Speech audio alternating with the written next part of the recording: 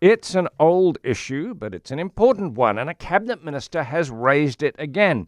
I'm talking about the Minister for Correctional Services, Pieter Groenewald of the Freedom Front Plus. During his budget vote speech yesterday, he pointed to the rising tide of teenage crime and how that's putting pressure on our courts and our prison systems.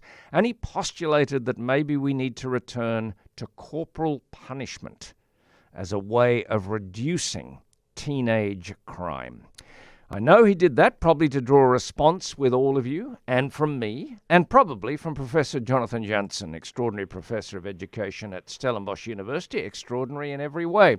I know you've been asked this 1,000 times, Jonathan, but corporal punishment, it comes up regularly. This would be a solution. We've been talking this week about gangs of youths in shopping malls causing aggravation.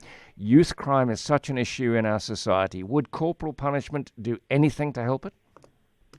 Of course not. I mean, the ministers, I actually think this is a good minister, Groenewald.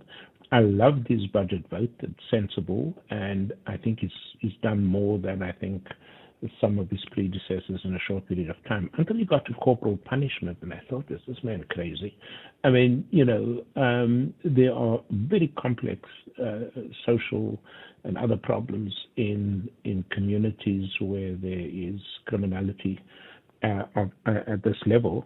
Corporal punishment, I just can't see the theory of action, as we call it in policy studies. How does beating up people, kids, lead to fewer, smaller numbers entering the criminal justice? This is just nonsense.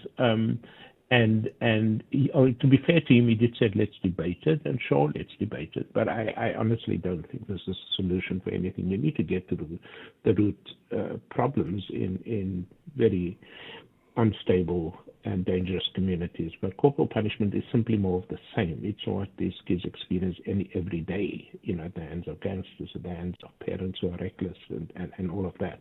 So, no, this is not an answer to anything. But I can hear an alarming number of people of my generation saying, well, in terms of school discipline, kids would be more disciplined if teachers had the right to apply corporal punishment, and they might apply that in a broader context to say, well, if youth crime is on the rise, it's because they're not afraid of anything, and if they were afraid of physical consequences, they might change their behavior. I know a lot of people who would say that. Are they totally wrong? Is there anything in that? No, it's nonsense. I mean, I work in the school, as you probably know, in the mornings, and it's a very difficult, wonderful kids, wonderful teachers, but it's a really, really difficult school in the Londale area on the Cape Flats. And those kids come traumatized to school every single day, because of the upheavals in these communities, mainly around gangs and drugs and what have you. I mean, to simply beat a kid, you're doing exactly what the gangsters do on the outside. In other words, you believe that by intimidation, by threats, by, attacks on the bodies of children, that you're going to get them to change their behavior. It didn't happen in the past. It certainly didn't happen. It won't happen today. Did it not happen in schools? Was there not a greater discipline inherent in school classrooms in the past, or is that just mythology? No, that's mythology. I mean, I was a kid in the school system in this part of the world I'm talking about. There were gangsters then, there were kids stealing then, there were children going from school to prison.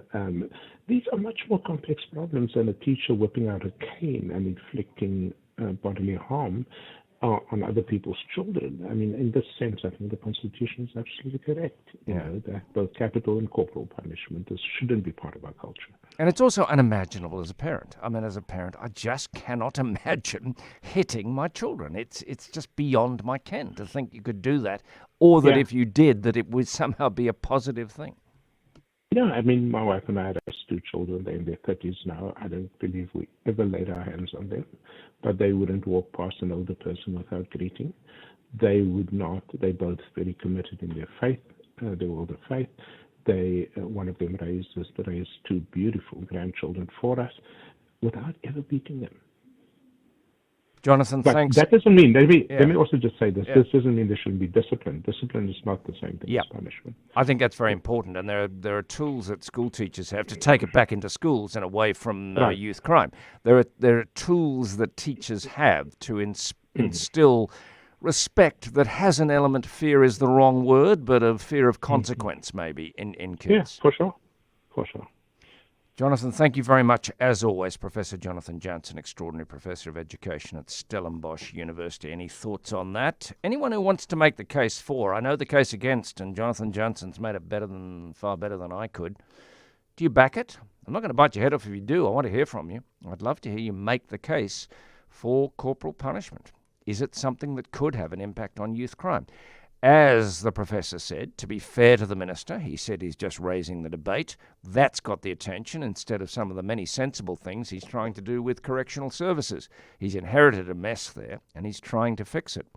But inevitably, it's got derailed by this thought, which I think takes us backwards to a time, and Jonathan Jansen pointed out, to a time when things weren't better. In many cases, they were as bad. Plus, you had the demolition of relationships between adults and children because they were hit by adults.